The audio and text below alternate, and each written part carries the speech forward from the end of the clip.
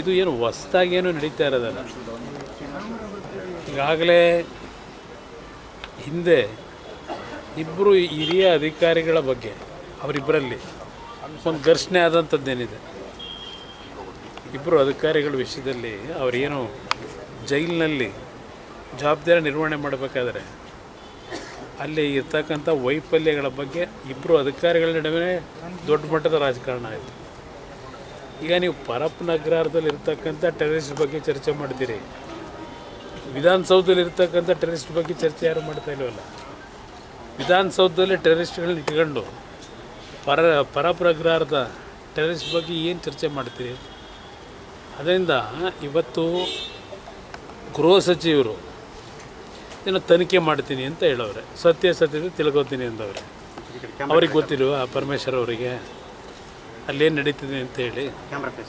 ಅದರಿಂದ ಇವತ್ತು ಮಾಧ್ಯಮಗಳಲ್ಲಿ ಅಲ್ಲಿ ನಡೀತಿರ್ತಕ್ಕಂಥ ಹಲವಾರು ರೀತಿಯ ಒಂದು ಮನರಂಜನೆಗಳಿರ್ಬೋದು, ಹಲವಾರು ರೀತಿಯ ಒಂದು ಅಲ್ಲಿರ್ತಕ್ಕಂಥ ಕೈದಿಗಳಿಗೆ ಆರೋಪಿಗಳಿಗೆ ಯಾವ ರೀತಿ ಸೌಲಭ್ಯಗಳು ಕೊಟ್ಟಿದ್ದಾರೆ ಮಾಧ್ಯಮದಲ್ಲೇ ಈಗಾಗಲೇ ನೀವು ಬಿತ್ತರಿಸಿದ್ದೀರಿ. ಇಷ್ಟೆಲ್ಲ ರಾಜ್ಯದ ಜನತೆ ಮುಂದೆ ಇದೆಲ್ಲವನ್ನು ಪ್ರದರ್ಶನ ಮಾಡಿ ಯಾರ ಬಗ್ಗೆ ಯಾವ ವಿಷಯಕ್ಕೆ ತನಿಖೆ ಮಾಡ್ತೀರಿ ನೀವು? ನಿಮ್ಮ ಕಣ್ಣು ಮುಂದೆ ನಡೀತಿರ್ತಕ್ಕಂಥದ್ದು ಮಾಧ್ಯಮದಲ್ಲಿ ಈಗಾಗಲೇ ವಿಡಿಯೋಗಳೆಲ್ಲ ಹೊರಗೆ ಬಂದಿದೆ. ತನಿಖೆ ಮತ್ತೆ ಮಾಡಿ ಏನು ಮಾಡ್ತೀರಿ?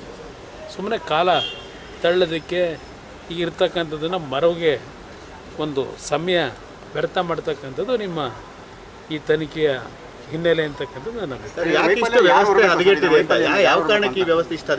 ಮುಖ್ಯಮಂತ್ರಿಗಳು ಕೇಳಿ, ಗೃಹ ಸಚಿವರನ್ನು ಕೇಳಿ ಏನಕ್ಕೆ ಅಂತ. ಇಲ್ಲಿ ಈ ಸರ್ಕಾರದ ವೈಫಲ್ಯಗಳೇನಿದೆ ಇದು ಪ್ರತಿನಿತ್ಯ ನೀವು ಕಾಣ್ತಾ ಇದ್ದೀರಿ. ಈ ಸರ್ಕಾರ ಸರಿಯಾದ ರೀತಿ ನಡೆದಿದ್ದರೆ ಈ ಸರ್ಕಾರದಲ್ಲಿ ಇರ್ತಕ್ಕಂಥವ್ರು ಸ್ವಲ್ಪ ಅದೇನೋ ಇವ್ರು ಹೇಳೋರೆ ಇವರು ಮುಖ್ಯಮಂತ್ರಿನೇ ಇರಬೇಕೇನೋ, BJP ಅವರಿಗೆ ಮಾನ ಇಲ್ಲ ಅಂತ ಹೇಳಿ. ಇವತ್ತು ಇವ್ರಿಗೇನಿದೆ ಅಂತ ಕೇಳ್ತೀನಿ ಮುಖ್ಯಮಂತ್ರಿಗೆ. ನೀವು ರಾಜ್ಯದ ಮುಖ್ಯಮಂತ್ರಿಯಾಗಿ ಅನುಭವ ಎಷ್ಟಿದೆ?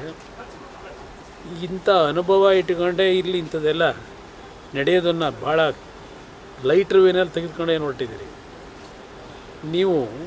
ಯಾವ ಕಾರಣಕ್ಕೆ ಇದನ್ನು ಇಷ್ಟೊಂದು ಅತ್ಯಂತ ಒಂದು ರೀತಿ ಲೈಟರ್ ವೇನಲ್ಲಿ ಏನೋ ನಡೆದೇ ಇಲ್ವೇನೋ ಅಂತಕ್ಕಂಥ ತಿನ್ನೋದು ಸಮಯ ತಿಳ್ಕೊತಾರಂತ ಲಘುವಾಗಿ ಮಾತು ನೆನ್ನೆ ನೋಡಿದೆ.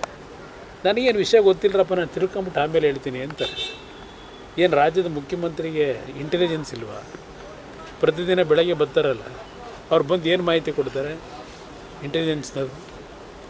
ಈ ರೀತಿ ಲಘುವಾಗಿ ಮಾತಾಡ್ಕೊಂಡು ಕಾಲ ವ್ಯರ್ಥ ಮಾಡೋದೇನಿದೆ, ಇವರು ಹಿಂದ್ಗಡೆ ಇಂಥದಕ್ಕೆಲ್ಲ ಇವರೇ ಪ್ರೋತ್ಸಾಹ ಕೊಡ್ತಾರೆ ಅನ್ನೋಂತಕ್ಕಂಥ ಜನಗಳ ಅಭಿಪ್ರಾಯ ಇವತ್ತು ಕಾಣ್ತಾ ಇದೆ.